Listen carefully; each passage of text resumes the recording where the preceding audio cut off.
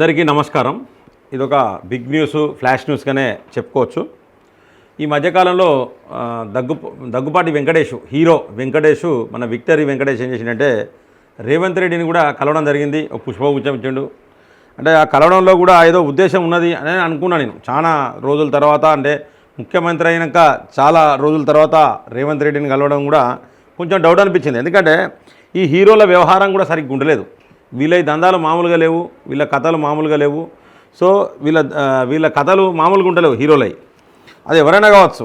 అయితే ఈ యొక్క ఫ్లాష్ న్యూస్ ఏంటంటే, బిగ్ న్యూస్ ఏంటంటే, ఈ హీరో వెంకటేష్, అలాగే హీరో రానా, వాళ్ళ నాయన సురేషు, దగ్గుపాటి సురేష్ నిర్మాత, అలాగే వాళ్ళ తమ్ముడు అభిరామ్, వీళ్ళ నలుగురి మీద, అంటే దగ్గుపాటి సురేష్ ఇద్దరు కొడుకులు, రానా అభిరామ్ మీద, అలాగే తమ్ముడు విక్టరీ వెంకటేష్ మీద, మొత్తం నలుగురి మీద కూడా కేసులు నమోదు చేయాలని చెప్పేసి నాంపల్లి కోర్టు జారీ చేసింది, ప్రొసీడింగ్స్ జారీ చేసింది నాంపల్లి కోర్టు. ఎందుకంటే నందకుమార్ అనే వ్యక్తి కంప్లైంట్ కోర్టుకు పోయిండు. ఏమనంటే, నా యొక్క డెక్కన్ కిచెన్ను వీళ్ళు కుట్రపూరితంగా పగలగొట్టిళ్ళు. కోర్టు నుంచి వెళ్ళి నాకు ఆదేశాలు ఉన్నప్పటికీ, గైడ్లైన్స్ ఉన్నప్పటికీ కూడా కావాల్సుకొని కోర్టును ధిక్కరించి మరీ కూలగొట్టిళ్ళు. దీంట్లో పోలీసు వాళ్ళ పాత్ర ఉన్నది అని చెప్పేసి ఆయన కోర్టుకు పోవడం జరిగింది. ఈ నందకుమార్ ఎవరంటే ఎమ్మెల్యేల కొనుగోళ్ళ కేసు ఉన్నది కదా, ఆ దొంగ కేసులో ఈయన కూడా ఒక నిందితుడే. సో నిందితుడు, కానీ ఈయన ఏం చెప్పిండంటే, తర్వాత ఇదంతా బీఆర్ఎస్ వాళ్ళు చేసిన కథలే, నన్ను చాలా భయభ్రాంతులకు గురి చేసినని కూడా ఈయన మీడియా ముందుకు వచ్చి ఈ మధ్యకాలంలో చెప్పిండు. అదే నందకుమారు కంప్లైంట్ చేసిండు. ఆ బిల్డింగ్ కూలగొట్టిర్రు, కోట్ల రూపాయల నష్టం జరిగింది, అలాగే అందులో ఉన్న ఫర్నిచర్ అంతా ఎత్తుకపోయారు, దొంగతనం చేసిర్రు అని చెప్పేసి ఈ విధంగా కొన్ని అభియోగాలు చేస్తూ కోర్టు పోవడం జరిగింది. నాంపల్లి కోర్టు ప్రొసీడింగ్స్ ఇచ్చింది పోలీసు వాళ్ళను కేసు చేయమని.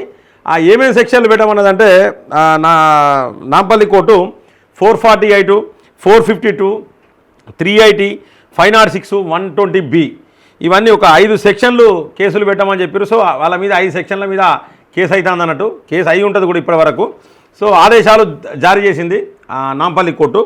ఈ 448 అంటే ఇది ఇంటిని అతిక్రమించినందుకు ఇది సెక్షను, ఇది 1 year. ఒకవేళ ఇది కనుక 448 సెక్షన్ అనేది ప్రూవ్ అయితే 1 year జైలు శిక్ష ఉంటుంది. నెక్స్ట్ 452 అనేది దాడి చేయడం, ఇది నాన్ బెయిలబుల్ కేసు, 7 సంవత్సరాలు శిక్ష ఉంటుంది, నాన్ బెయిలబుల్ ఇది.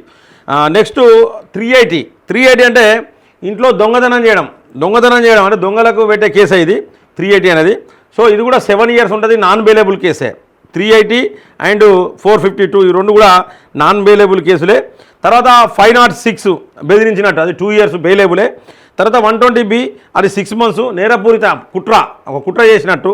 సో ఈ 5 సెక్షన్లలో దీంట్లో 452ని 380 ఇవి రెండు కూడా నాన్ బెయిలబుల్ సెక్షన్లు పెట్టిళ్ళు, మిగతాయి కూడా బెయిలబులే.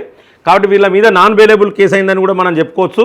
మరి వీళ్ళ యాంటిసిపేటరీ బెయిల్ తీసుకుంటారా, లేకపోతే వీళ్ళని అరెస్ట్ చేసి రిమైండ్ పంపుతారా ఈ ప్రభుత్వం, ఈ పోలీసు అరెస్ట్ చేసి మరి కోర్టులు రిమైండ్ పంపుతాయి అనేది కూడా మనం వేచి చూడాలి. ఈ విధంగా అంటే హీరోలు కూడా దాదాపు, అంటే దాంట్లో రాసిన అతన్ని పెట్టిన ఫిర్యాదులు ఏంటంటే, కావాల్సుకొని వచ్చి జేసీబీతో నేలమట్టం చేసిర్రు, కోట్ల రూపాయల బిల్డింగును నేలమట్టం చేసిర్రు. ఇది ఫిలింనగర్లో జరిగిన ఇన్సిడెంట్ ఏంటంటే, ఇది ఫిలింనగర్లో ఈ విధంగా చేసిండ్రు.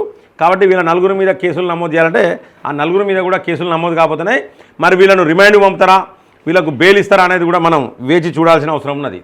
అందుకేనేమో మరి ఈ యొక్క హీరో వెంకటేష్ కూడా దానికోసమే మరి ఏమైనా హెల్ప్ చేయమని చెప్పి రేవంత్ రెడ్డి దగ్గర పోయిండా హీరో వెంకటేష్. ఈ మధ్యలో 2-3 రోజుల క్రితమే పోయిండు, వెంకటేష్ని కలిసిండు. వెంకటేష్ను దావోస్ వేయించినాక రేవంత్ రెడ్డిని కలిసిండు వెంకటేష్ 2-3 రోజుల క్రితం.